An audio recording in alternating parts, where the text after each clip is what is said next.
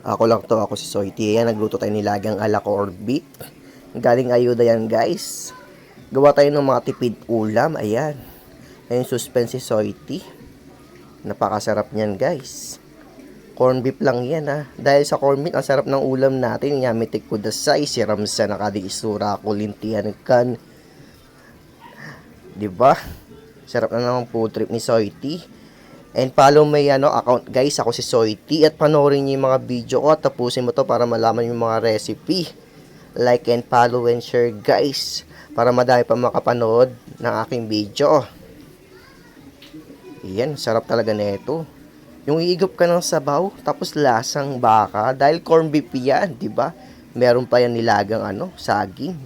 Yan, sarap talaga. Habang inaalo ko yan, kumukulo. Pinagpapawisan nga ako yan habang nagluluto. Titikman na natin yan kung masarap pa pagkaluto ni Soiti. Ayan yung procedure, guys. Ilagay ko na yung corned beef. Ginisa natin sibuyas and bawang. Dinerecho ko na yan, guys. Di ko na inano sa mantika. Kasi paano yung corned beef mamantika na yan pag naluto. Yan, habang ginigisa natin yan. Sarap talaga ng aromatics. Habang ginigisa. Sarap talaga. Then ilalagay na natin yung patatas dyan. Sarap talaga yan habang ginigisa yan.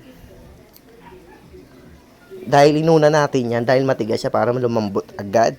Ayan, habang inaalo ni Soiti, di ba? Kukunin ka na ni Lord. Ayan, Ayan, ilagyan ko na ng tubig yan. Nagpakulo tayo ng tubig na mainit sa heater. Ayan, para mabilis siyang maluto. Para makakasave tayo ng oras. Ilagay na natin yung pollen. Paminta, 2 piraso yan, guys. Ayan, sarap talaga. Nilalagay natin yung laurel. Nakakadagdag ng aroma yan, guys. Pati yung bango. Nilagay natin yung beef cubes. Ayan, lagyan pa natin ng pollen para may pepper taste siya. Lagyan na natin ng salt. English yun, guys.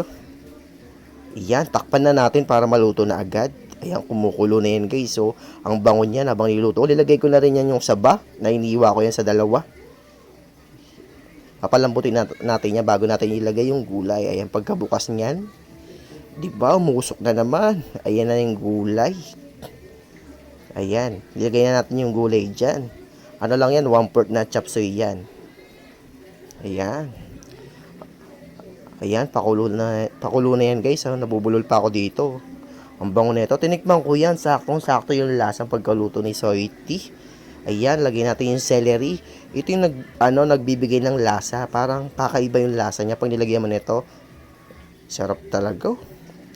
Ayan, inislo mo pa ni Soiti. Tignan nyo yung pagkaluto ni Soiti. Gayahin nyo na yung recipe, guys. Napakaano lang nito, simple. Then yung corned beef dyan, galing ayuda yan. Yamitik kudasay. Siram sana kading usura ako. Ayan, mabango. Sarap talaga umigop na sabaw, lalo na yung kanin mo bago luto. Diba? Ayan, sarap talaga nito. FT na naman ako dyan. Habang nag-voice over ako, naglalaway ako dyan habang pinapanood ko to. Aluin na natin. Sarap talaga. Uy, yummy. Hanggang dito lang ang video. Bye-bye.